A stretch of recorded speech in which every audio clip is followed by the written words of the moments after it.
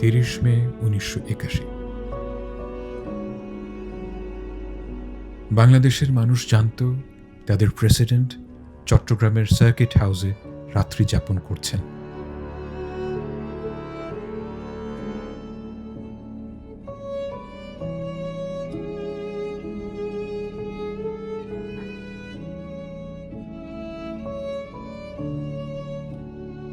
তারা কেউ জানত না এই রাতই তার শেষ রাত।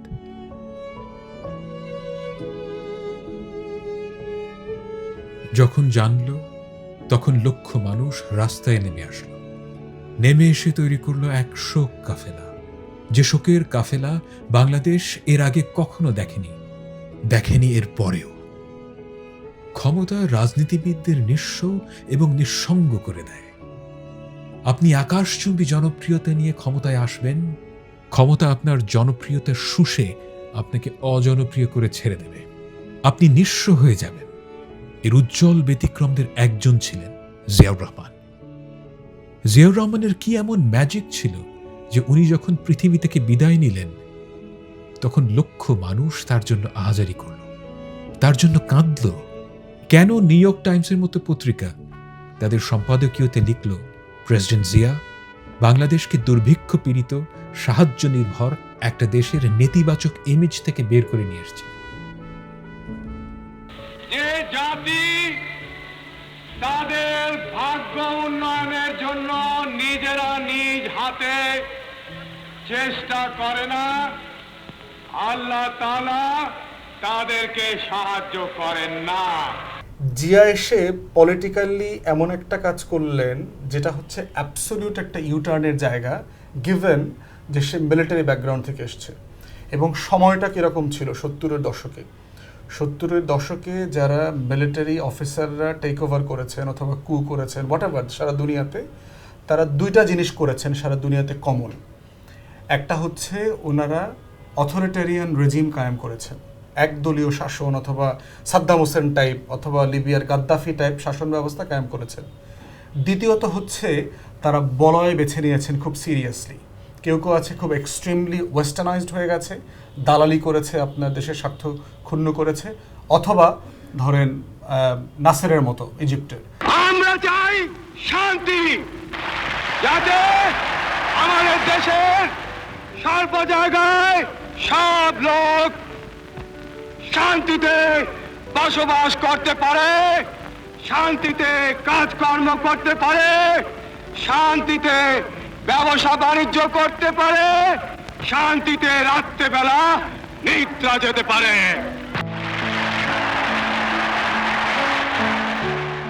জিয়াউর রহমান দেখেন কি কাজটা করেছে, সেটা হচ্ছে যে উনি মিলিটারি ইন্ডিভিজুয়াল হবার পরেও উনি একটা প্লুরালিস্টিক ডেমোক্রেসিতে রিটার্ন করেছেন।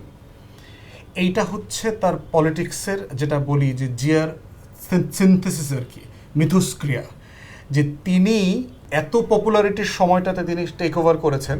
উনি যদি মিলিটারি গভর্নেন্স কন্টিনিউ করতে পারতেন, এর সাথে করেছেন 9 বছর তারপরে এসে করেছে, ইজিলি করতে পারতেন, উনি করেন নাই। উনি একটা ডেমোক্রেটিক ট্রানজিশনে চলে আসছেন। আমি এখন আনন্দের সঙ্গে ঘোষণা করছি যে এই মুহূর্ত থেকে দেশের সামরিক আইন প্রত্যাহার করা হলো। বাংলাদেশের অগ্রযাত্রার ভিত তিনি স্থাপন করেছেন। তিনি যেমন রণাঙ্গনে নেতৃত্ব দিয়েছেন, বাংলাদেশের সবচেয়ে গৌরবের যুদ্ধের তিনি নেতৃত্ব দিয়েছেন। I, Major Ziaur Rahman, do hereby declare the independence of Bangladesh on behalf of our great national leader, Sheikh Mujibur Rahman. And once I was told about it, and having known the earlier background that the Pakistanis were out to kill our people, the civilian population and the Bengali army personnel, we had no other way but to take up arms and fight our way out. We captured the radio station at Chittagong on 27, and I had to go up in the air because I found the Pakistanis were concentrating very heavily in Chittagong, and they had started bringing in the 16th Division. As a last resort, I wanted to tell the world what was happening and I went up the air in the evening and I met the declaration.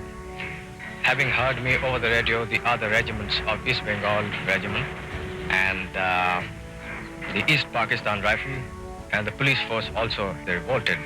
আমাদের ইতিহাসটা হলো we revolt two বিদায় পৃথিবী।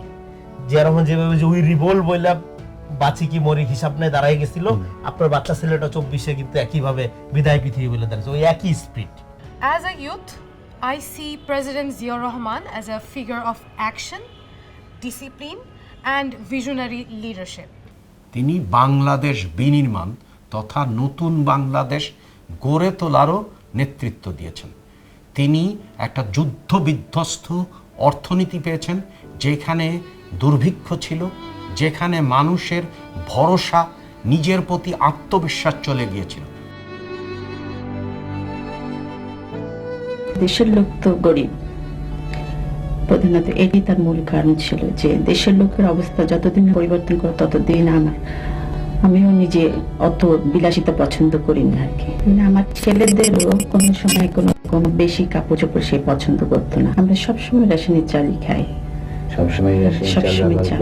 মাইনা যা পেতেন, সত্যি কথা বলতে আর মাইনা ছিল বোধহয় পে স্লিপ যা আসতো আর কি 2200 বোধহয়, উনি 10% আবার দিয়ে দিতেন।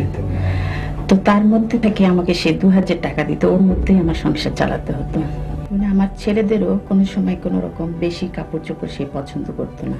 মরহুম প্রেসিডেন্ট সাহেব, তোমার আব্বার, আমরা বঙ্গভবনের দর্জিকে জিজ্ঞেস করেছিলাম, বলেছে যে ওখান থেকে এসে অনেক কাপড় চোপড় ছোট করে তোমাদের জন্য বানাতো দর্জি। এরকম কিছু মনে আছে তোমাদের? আমার এই শার্টটাই আব্বুর ছিল, আমার এটাই ওনার বানিয়ে দিয়েছে। তোমার মনে আছে কোকো এরকম কোনো? আমার দুটো প্যান্ট ছোট করে বানিয়ে দিয়েছিল। কারণ উনি ফিল করছেন যে উনি একটা গরিব দেশের দায়িত্ব নিয়েছেন এবং ওইটার জন্য ওনার ওই লাইফটাই যথেষ্ট। সো এইটা যে কত বড় একটা ফিলোসফি বর্তমান পার্সপেক্টিভ থেকে চিন্তা করলে এইটা বোঝার মতো অনেক ব্যাপার আছে। তিনি আত্মবিশ্বাস স্থাপন করেছেন, তারপরে মানুষের সাথে কথা বলেছেন, মানুষের প্রয়োজন অনুধাবন করেছেন, তারপরে দেখেছেন যে মানুষের বেঁচে থাকার জন্য যেমন কর্মসংস্থান দরকার, সেই জন্য তিনি দেশে এবং বিদেশে কর্মসংস্থান তৈরি করেছেন। নিরক্ষরতা দূর করার দায়িত্ব আমাদের সকলের।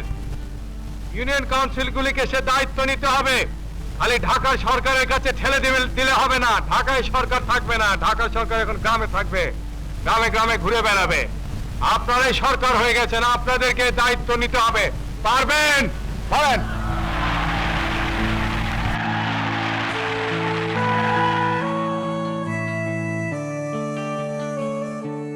জিয়া এসে বাংলাদেশের রাষ্ট্রটাকে এই সময় এই যে সামাজিক মানে সোশ্যালিজমের ধারার থেকে ক্যাপিটালিজমের দিকে, সে সময় উনি গিয়ে বিদেশি বিনিয়োগকারীকে আহ্বান জানাইলেন, উনি আরএমজিতে প্রাইভেট সেক্টরকে নিয়ে আসলেন, উনি কি বলে আরএমজিতে কোরিয়াতে ট্রেনিং করতে লোক পাঠাইলেন।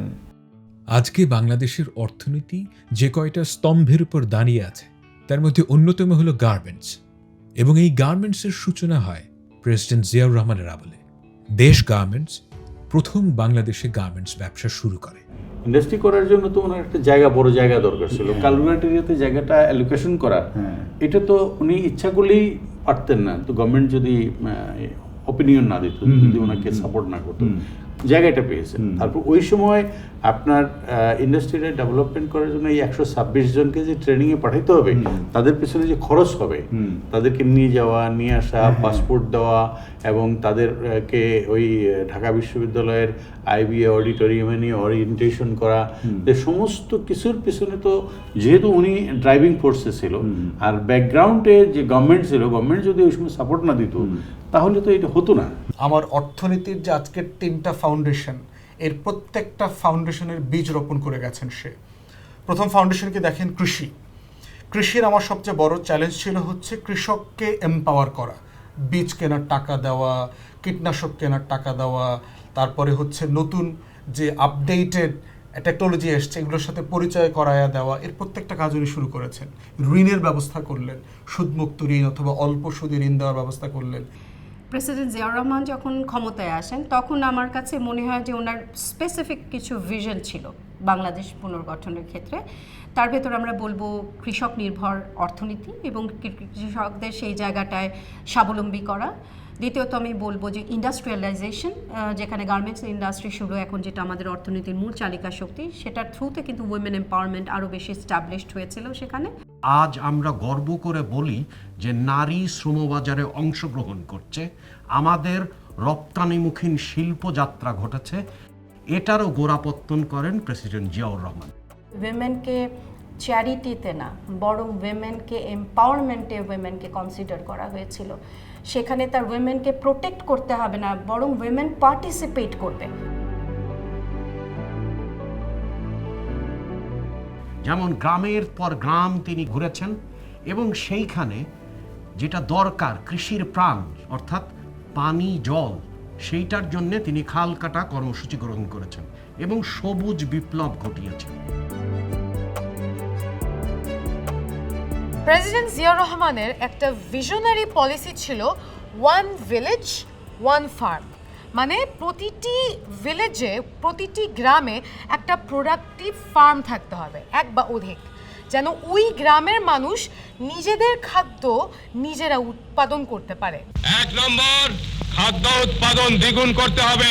2 নম্বর, সমস্ত রাস্তার 2 ধারে ফলের গাছ লাগাতে হবে এবং রাস্তার 2 পাশে ঢালুতে শাকসবজি চাষাবাদ করতে হবে। সমস্ত পুকুরে মাছের চাষ করতে হবে। প্রত্যেক ঘরে ঘরে হাঁস মুরগির খামার করতে হবে। আর একটা গুরুত্বপূর্ণ ভূমিকা হচ্ছে সেটা হচ্ছে ফ্যামিলি প্ল্যানিংয়ের ক্ষেত্রে। ফ্যামিলি প্ল্যানিংয়ে ইনক্লুশন অফ দ্য ইমাম, ধর্মীয় যারা আমাদের গুরু আছেন তাদেরকে ইনক্লুড করা বিচক্ষণতার পরিচয় বলে আমি মনে করি।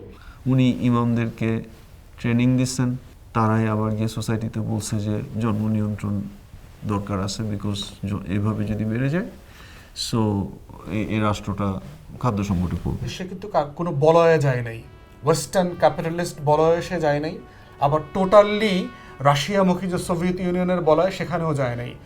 থার্ড যে ন্যাম বলয় ছিল সেটাতে সে অত্যন্ত দূরত্ব সহকারে সম্পর্কটা বজায় রেখেছে, মুসলিম বিশ্বের সাথে সম্পর্ক মেনটেন করা এবং কোনো বলয় থেকে ডিসকানেক্ট আবার নিজেকে করে নাই, রাষ্ট্রকে করে নাই। তাহলে এই যে ম্যাচিওর রিলেশনশিপ, যে আমার রাষ্ট্র স্বার্থ সাপেক্ষে প্রত্যেকের সাথে আমি সম্পর্ক করব, কারোর সাথে সম্পর্কহীনতা থাকবে না, কিন্তু আমার জাতীয় স্বার্থের প্রায়োরিটি থাকবে।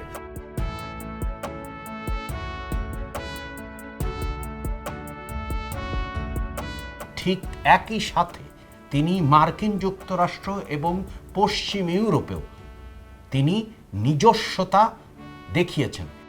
৭৭ জাতি বা G77 বলে সেগুলোতে তিনি নেতৃত্ব দিয়েছেন। আমি যখন সৌদি আরবে গিয়েছি আপনার, তখন সৌদির লোকালরা বলেছে এটা কাইন্ড অফ এর কিংবদন্তি হয়ে গেছে যে উনি যখন সৌদিতে গেছেন এই ধূসর মরুভূমি দেখে আফসোস করছিল যে আমার এখানে তো কোনো গাছপালা হয় না। তখন নাকি উনি বাংলাদেশে এসে এই পরিবেশ বিজ্ঞানী অথবা যারা বোটানি বোঝেন এদের কাউকে জিজ্ঞেস করেছিল যে আমাদের কোনো গাছ কি মরুভূমিতে হবে কিনা। তখন তাকে হয়তো কেউ অ্যাডভাইস করেছে যে আমাদের নিম গাছটা ওখানে হওয়ার সম্ভাবনা আছে। তখন উনি ওই যে নিম গাছটা গিফট করেছিলেন।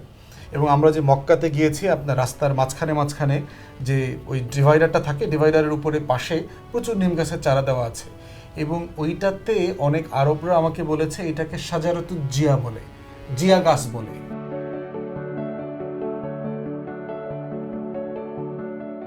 নথি আমি নিজে পড়েছি আপনার ফরেন অ্যান্ড কমনওয়েলথ অফিসের সেই লেট 70s একটা নথি। সেখানে ব্রিটিশ প্রাইম মিনিস্টার ক্যাবিনেট অফিসের সাথে আলোচনা করতেছে যে ইরাক ইরানের মধ্যে যে টেনশন চলছে সেই জায়গাটাতে আমরা বাংলাদেশের প্রেসিডেন্টকে কাজে লাগাতে পারি কিনা। দেখেন, একটা লোক ছোট্ট একটা দেশের রাষ্ট্রপ্রধান ইরাক ইরান যুদ্ধের আপনার ফয়সালার জন্য তাকে যাইতে হয় এবং গ্লোবালি ইম্প্যাক্টফুল এমন কোনো ফোরাম নাই যেখানে জিয়া রহমানের গুরুত্বটা আপনার ওই সময় একটা ভাইটাল রোল প্লে করে না। একই সাথে আজকের যে বড় বৃহৎ শক্তি হিসাবে চীন আবির্ভূত হয়েছে তাদের সাথেও তার সম্পর্ককে অন্য উচ্চতায় নিয়ে গেছে। অল্প সময়ের মধ্যে আপনি গ্লোবাল কমিউনিটিতে যদি জিয়া রহমানের বিচরণ দেখেন, তাহলে আমি যেটা বলতেছি এই যে বাংলাদেশি পরিচয়টা, এই পরিচয়টা যে একটা সিভিলাইজেশনাল গ্লোবাল পরিচয়, মাল্টিপোলার ওয়ার্ল্ড আমরাও যে একটা পোল হয়ে উঠবে তার আয়োজন তো উনি শুধু লোকালে শুরু করেন। একটা হচ্ছে আমার উদ্যোক্তা শ্রেণীকে বাকশালীরা এসে ধ্বংস করে দিয়ে গেছে ৭২ থেকে ৭৫-এ, জাতীয়করণ করা, ডিসকারেজ করা, দখলের রাজনীতি করা। সেখানে এসে জিয়াউর রহমান নতুন একটা ক্লাস অফ এন্টারপ্রেনারশিপ তৈরি করলেন। এই যে দেখেন আজকে ফজলে হাসান আবেদ, তারপরে এই যে টোটাল এই প্রজেক্টগুলো, জাফরুল্লাহ চৌধুরীকে জমি দেওয়া, গণস্বাস্থ্য কেন্দ্র বানাইতে দেওয়া, এই প্রত্যেকটা কিংবদন্তির মানুষ তৈরি হয়েছে জিয়াউর রহমানের সময়। যে তার কাছে পৌঁছতে পারছে, নেগোশিয়েট করেছে, এটা আমাকে দিতে হবে দেশের জন্য, তিনি দিয়ে দিয়েছেন। ১ লক্ষ টাকা দরকার, গেছে ওইখানে বলছেন হ্যাঁ দিয়ে দেন, জমি দিয়ে দেন, যা দরকার দিয়ে দিয়েছে। আমাদের জনগণ, আমাদের ন্যারেটিভ সব কিছু ছিল যে আমরা একটা সমাজতন্ত্রের দিকে যেতে চাই। জাসদের যে বিপ্লব ছিল তার সমাজতন্ত্রের জন্য। আপনি সেখানকার ওই সময়কার মেইন স্ট্রিম অর্থনীতিবিদ যারা ছিলেন, রেহমান সোবানরা, ওনারাও কিন্তু সমাজতন্ত্রের পক্ষে। আপনি যদি এই সময়কার জনগণের সাথে কথা বলেন, তারাও সমাজতন্ত্রের পক্ষে। সো সেই সময় কিভাবে করে জিয়াউর রহমানের মতো একটা মানুষ, যিনি অ্যাকচুয়ালি সামরিক বাহিনী থেকে আসছেন, ঘটনাচক্রে উনি রাষ্ট্র ক্ষমতার শীর্ষে চলে আসছেন, উনি এটাকে কিভাবে আমাদের একটা ক্যাপিটালিস্ট দিকে নিয়ে গেলেন, আমার কাছে এটা একটা মিরাকল লাগে। বাংলাদেশি জাতীয়তাবাদকে এটা বাঙালি জাতীয়তাবাদের একটা অপোজিট মনে করা হয়, মনে করে এটা ওইরকম একটা জাত। নো, এইটা ওইরকম কোনো জাতীয়তাবাদ নাই। জিয়াউর রহমান এটাকে বলতেছে সার্বিক জাতীয়তাবাদ। এখন সার্বিক জাতীয়তাবাদ বলতে কি বোঝায়? এখানে ধর্মীয় ঐতিহ্যের আবেগ আছে, এখানে ভাষার ব্যাপার আছে, এখানে সংস্কৃতির ব্যাপার আছে। শুধুমাত্র এটা ভাষাভিত্তিক না, সার্বিক মানে একটা জাতি গোষ্ঠীর মধ্যে তার সংস্কৃতির যত উপাদান আছে সে সব কিছুকে ধারণ করতে চায়। এখন যখন সব কিছুকে ধারণ করে একটা আদর্শ বা চিন্তা দাঁড়ায়, তখন সেটা আর ক্ষুদ্র জাতিবাদী জায়গায় আটকায় থাকে না, তখন এটা হয়ে যায় একটা সিভিলাইজেশনাল অ্যাপিল। ফলে এই যে বাংলাদেশ একটা ভূখণ্ড, এই ভূখণ্ডটা একটা সভ্যতাগত পরিচয়। আবু জিয়া রহমান সাহেব কিন্তু স্পষ্ট লিখেছেন কিভাবে সম্ভব। উনি ওই সময়ই বলতেছেন যে আমরা জিওগ্রাফিক্যালি একটা খুব গুরুত্বপূর্ণ জায়গায় আছি। আমরা যে জিওগ্রাফিক্যালি গুরুত্বপূর্ণ জায়গায় আছি, এই জায়গাটা কখনো আমাদের তথাকথিত শত্রু রাষ্ট্রের কারণে, বন্ধু রাষ্ট্রের কারণে, এই সমস্ত এসের কারণে এটা কখনো আমাদের রিয়েলাইজ করা হয়নি। এখন সেই তর্কটা আপনি দেখবেন যে সামনে আসতেছে যে আমরা পুরো 7 সিস্টার জোনের একমাত্র সমুদ্রের প্রভু। জিয়ার একটা interesting, Zia was a very culture person. আপনারা কি কেউ জানেন জিয়াউর রহমানের মা কলকাতা বেতারের শিল্পী ছিলেন? Do you know Zia wrote a famous script, একটা ফেমাস স্ক্রিপ্ট লিখছেন। So this is a guy who is highly culture. আমাদের ছোটকালে বিটিভিতে বৃহস্পতিবারে মুভি দেখাইতো, আমরা ওয়ার্ল্ডের বেস্ট মুভিগুলো দেখছি। Bridge on the River Kwai, হ্যাঁ, রোমান হলিডে। বাংলাদেশে সাউথ এশিয়ান কান্ট্রির মধ্যে one of the first countries যেটা কালার টিভি আসছে। নতুন করে করছেন, he was highly focused on culture.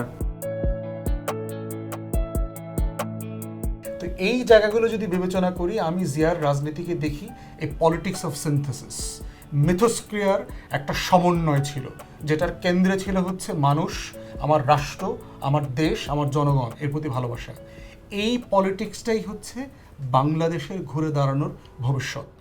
এখন ক্রিটিক হইতে পারে জিয়াউর রহমান কি কোনো ভুল করেন নাই? অবশ্যই করেছেন, আপনি অবশ্যই সমালোচনা করতে পারেন। মোটা দাগে জিয়াউর রহমানকে যারা ক্রিটিক করেছেন 3টা জায়গাতে করেছেন। একটা জায়গাতে করেছেন হচ্ছে ৭৯ নির্বাচনে জিয়াউর রহমান যে আওয়ামী লীগের 4 টুকরা হয়ে যাওয়া 4 খণ্ডকে নির্বাচনে অংশগ্রহণ করতে দিয়েছেন, সে ঠিক করেছেন কিনা। দ্বিতীয় ওনার ক্রিটিক হচ্ছে শেখ হাসিনাকে, রেহানাকে দেশে ফিরতে দেওয়ার অনুমতি দেওয়াটা ঠিক হয়েছে কিনা। কারণ এই রকম একটা পতিত স্বৈরাচারের পরিবারকে দেশে ফিরতে দেওয়াটা কি দেশের জন্য ভালো হয়েছে কিনা, এবং ওনার পার্সোনালি তো উনি ক্ষতিগ্রস্ত হয়েছেন, ওনার জীবন দিয়ে এটার মাসুল দিতে হয়েছে ওনাকে। আর থার্ড হচ্ছে এরশাদকে সেনাপ্রধান করা সঠিক সিদ্ধান্ত ছিল কিনা। জিয়াউর রহমান যখন বাংলাদেশের রাষ্ট্রীয় ক্ষমতায় আসেন, তখন তার বয়স 41 বছর এবং তিনি মাত্র 45 বছর বয়সে শাহাদাত বরণ করেন। এত অল্প বয়সে, এত অল্প সময়ে তিনি বাংলাদেশের অর্থনৈতিক, সাংস্কৃতিক ও রাজনৈতিক নবজাগরণের জন্ম দেন। কিছু ভালোবাসার জায়গাটা আছে যেটা অকৃত্রিম। আপনি জোর করে মানুষকে দিয়ে একটা সভা সমাবেশ করতে পারবেন, সব কিছু করতে পারবেন, কিন্তু আপনার অনুপস্থিতিতে কত মানুষ আপনার প্রশংসা করছে বা আপনার টান অনুভব করছে, সেটাই মূল ভালোবাসার জায়গাটা।